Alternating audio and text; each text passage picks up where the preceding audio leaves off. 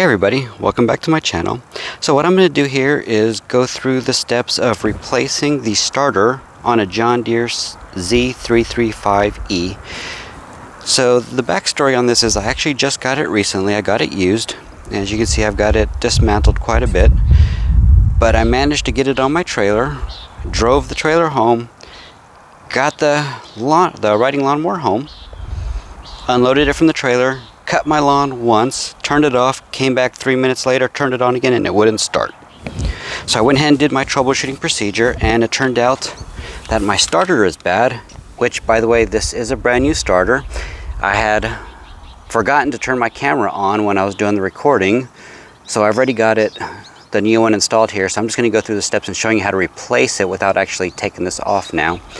But as I was saying, I was going through the troubleshooting, discovered that my starter was bad, and discovered that my battery's bad, which is here too.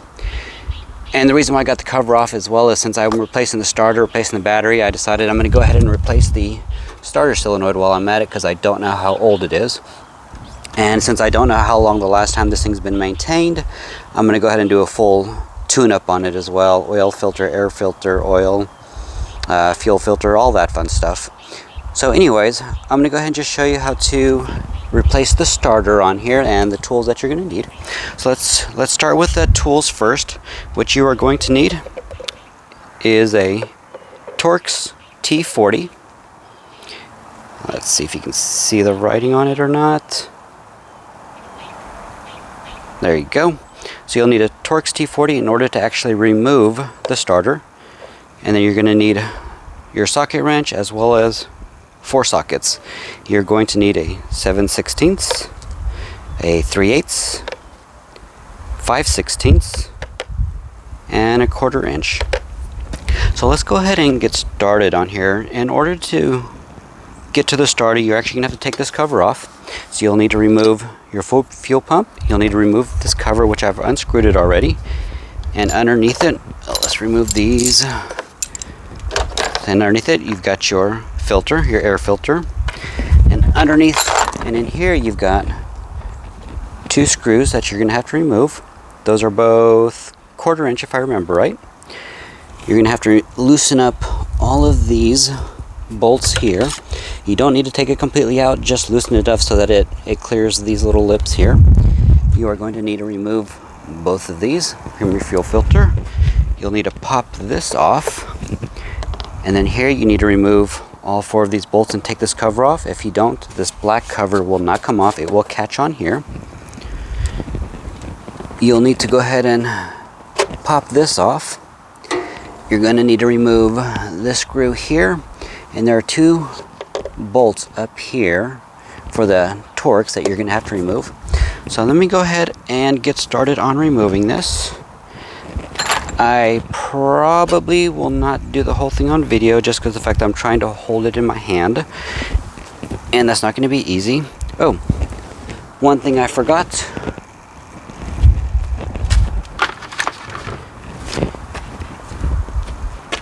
You don't really need it, but it will make it easier if you got a little extension, especially for these 2 down here.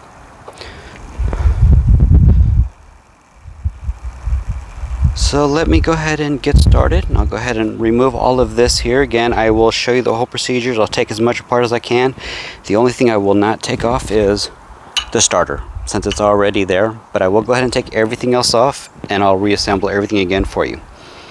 Alright, so without further ado, let's go ahead and get started. I'll see if I can put this on a tripod and get a good video angle of it. If not, I'm going to try to hold it, in which case it's going to be kind of rough taking this off one-handed, but we'll give it a try. Okay, so I've got it on a very unstable tripod, so let's hope that the wind doesn't blow it down and break my camera. Let's go ahead and get everything going here. Alright, that's it for this one. Like I said, you need a 1/4 inch. Yep.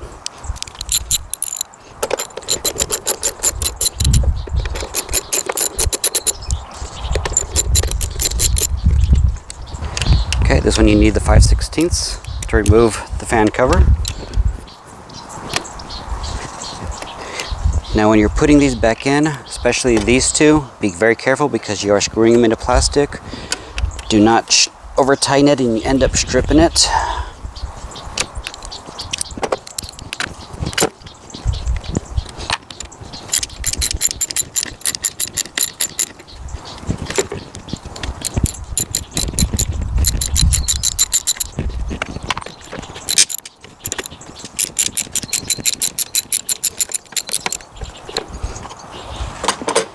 Okay, with that removed, let's go ahead and remove the fuel pump.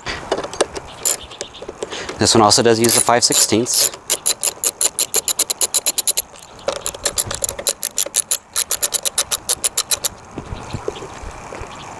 For this, so I don't lose anything, I kind of like just putting it back in really lightly so you don't lose any screws or forget what goes where. Okay, for these, you need the 3/8. Again, you don't have to take it completely off. Just loosen it up so it clears the little tabs.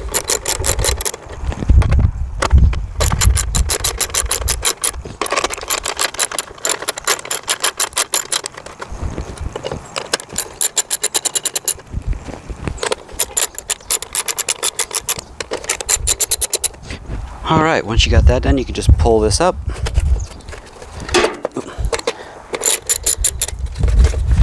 There you go.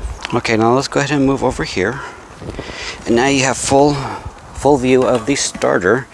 Now to get to this one's a bit of a pain in the butt. Like I was mentioning before, you've got 2 bolts in here, 2 Torx. Yeah, one right here, which is fairly easy to reach. And you have one hidden way back here, right there. That is real pain to get to. Now again, you need the T40 for this. You need to go ahead and remove both of these bolts. You need to go ahead and unscrew this and remove your cable. Once you've removed this and you remove the 2 bolts, this just drops straight down and you can pull it out and then just put the new one in, slide it up here so that's partially in that hole. Be careful of these cables back here. You don't want to pinch it. Make sure they're out of the way when you're putting this one back up, and then you screw these back in. Like I said, this one is actually pretty easy to get to. You have good clearance. What I'm using here is a 6-inch Torx, so you probably want at least a 5-inch for sure, especially to get to this one here because you need the clearance for it. I wouldn't try even using a socket to try to take those out because there's no clearance on this side whatsoever. Plus there's no space between the bolt and the top of this. I guess if you wanted to remove this piece here, you can. I mean, the bolts are right here, so I mean this will come out. But it looks like you're gonna have to remove this first to get to it, so it is going to be some extra work to get to it because there's one of the Torx bolts right here that you need to take off in order to get this off, and it's all under here. So if you really want to dismantle this sucker to make it easier, you can, but I don't think it's worth the trouble. Just get a nice long thin one like this and you'll be able to reach back there to get it. Alright, and that's basically how you dismantle this cover, and that's pretty much how you dismantle the cover in order to get access to your starter. And then like I said, all you got to do is take this off, take those 2 bolts off, put the new one in, put the 2 bolts back in, don't forget to screw the cable back in, and then reverse the entire process. Put the cover back on, screw everything back on, and you're done. And that is how you do the starter on a John Deere Z335E. I'll go ahead and record me putting everything back together again just in case anybody wants to watch it, but at that point this is really the end of the video. Alright, so let me go ahead and put everything back together again. Feel free to watch if you so choose. And for those of you that's seen enough, I appreciate it. Thank you for watching. Now for this, you basically just do the exact opposite of what we did to take it off. Go ahead and put this cover on first.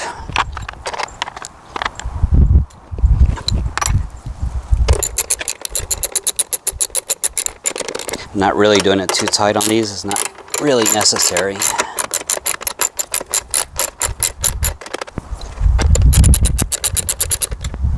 Once I get my maintenance kit in, I went ahead and ordered the John Deere maintenance kit for this so I can replace everything. At that point, I'm gonna go ahead and clean all this out. Need to clean all this out as well because it's pretty dirty in here.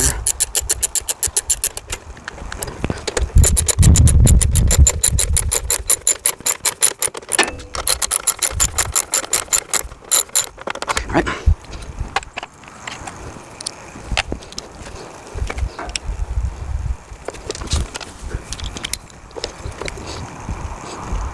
And this one also, you want to be careful on how much you tighten it. This one, these 2 bolts, and these 4 are all plastic. You're screwing it all into plastic, so be careful.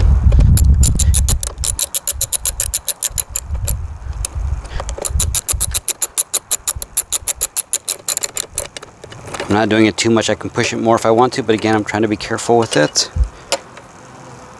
Alright, so let's go ahead and I'm going to put these 2 in next. This one needs extension. Said for this one you can either use a 10mm or a flathead screwdriver. Again, just do that one light as well. Right.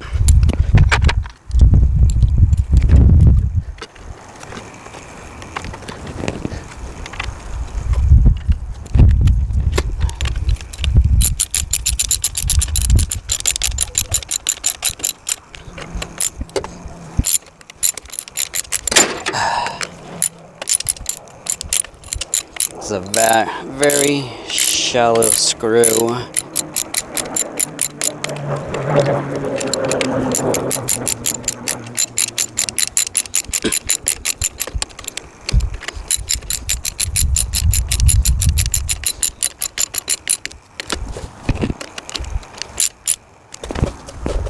Alright, pop this piece back on.